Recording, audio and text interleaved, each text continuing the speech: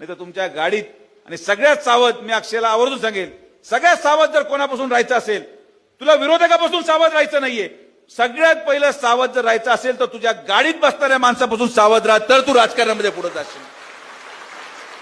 हे मी माझ्या वडिलांना पण सांगतो आणि तुला पण सांगतो की सगळ्यात घातक माणूस तो जो गाडीत बसतो.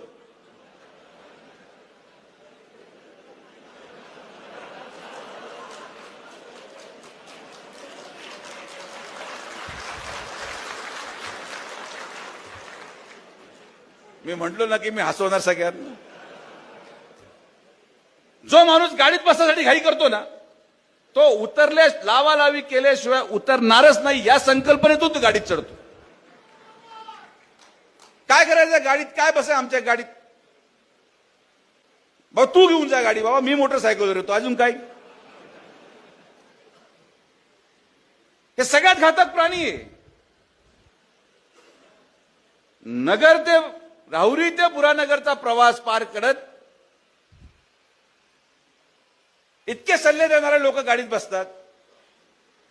मला नगर ते इथून पार करत इतके सल्लागार गाडीत बसतात.